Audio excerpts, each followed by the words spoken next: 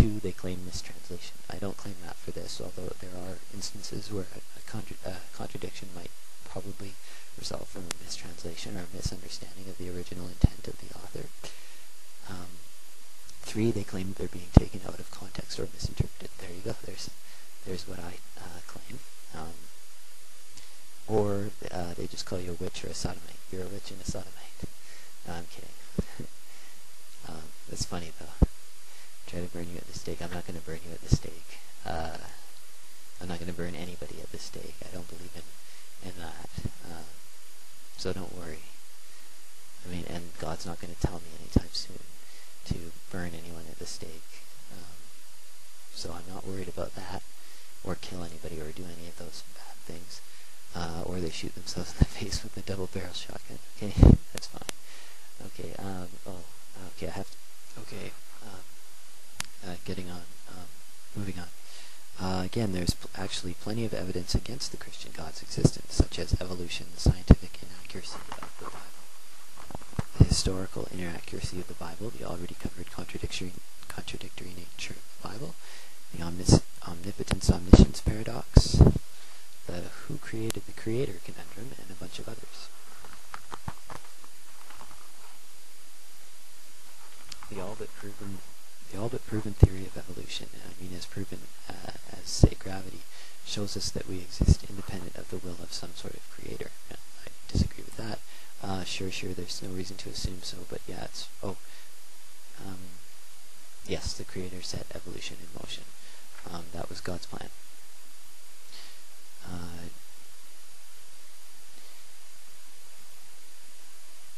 Even if there were evidence of such a creator, what could possibly lead you to assume that he is the creator of your particular mythology?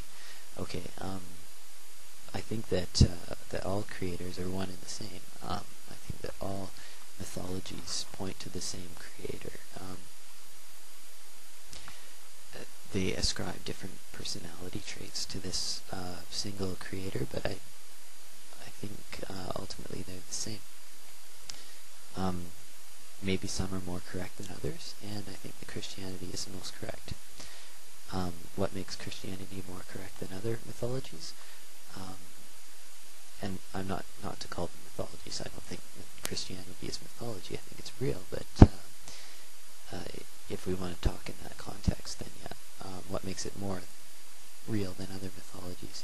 And maybe we can get into that as we discuss other religions and their merits and their flaws or whatever. And actually, at their root, I actually do think that most religions and most worldviews have things in common that we can pull and we can say, yeah, this is what God is, and I think we can do that empirically by looking at humans and how humans interact with each other. Christians don't believe in evolution because it contradicts the Bible. I do believe in evolution.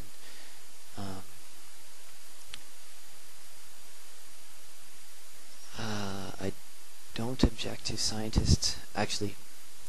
Well, this is funny. Scientists classifying bats as birds. Yes, the Linnaeus came up with a system of classification for animals involving kingdoms, phylums, orders, family, genera. I probably messed that up, but ultimately species. And that's fine. That's very useful in a scientific, in a biological context. I don't see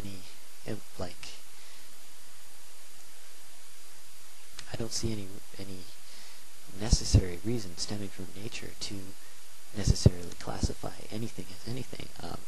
And I don't think God cares whether a bat is a bird. Or I'm not sure if you understand what I mean. Well, tell me if you need more clarification on that, or if you have any more any insights into that.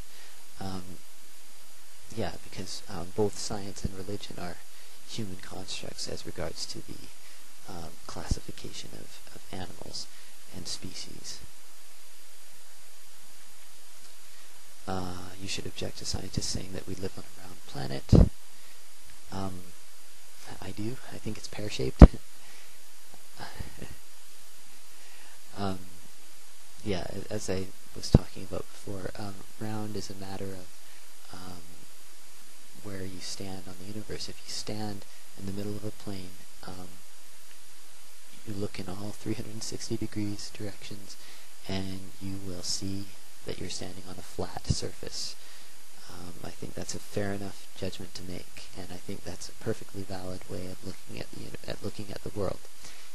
If you're flying 10 miles up, you'll see more of a circular. If you're flying 50,000 miles away, you'll definitely see a little disc. And if you fly in all directions around it, you'll discover that it's spherical. Or if you give it some time and let it rotate around the sun a bit, you'll see. The Bible makes it clear that the earth rests on pillars. Again, why can't the earth rest on pillars? Why can't pillars mean the rock underneath the land? Why can't it mean the earth's crust symbolically? And that's what I think a lot of these books of poetry are symbolic. And again, I'm not saying that the Bible is ahistorical or complete bunk just because it has some poetry in it. I think each part of the Bible has its place, and some are true and some are not. Some are poetic. I don't mean to say not true, because it's all true and it's all inspired. It's all God's word. Don't let anyone talk to you about the lie about evaporation, condensation, and all that shit, because it says clearly in Genesis 7:11 that the rain is a result of God opening a window in the heavens. Again, yeah, that's a metaphor. And I would not hold it against a poet who wanted to use that same metaphor in modern use. That's fine. And even in scientific, I wouldn't confine such metaphors to only poetry. I believe if you look in the scientific literature, you can find analogies used all the time, trying to explain, billiard balls for atoms. Are atoms really billiard balls? No. Are they plum puddings? No, but people use those all the time in the scientific literature, and I don't think it's a problem that Genesis uses a metaphor, even in a historical, and if I believe that the Genesis flood story is historical, even in such a historical event. History and geography. It took the Jews 40 years to travel from Egypt to Canaan.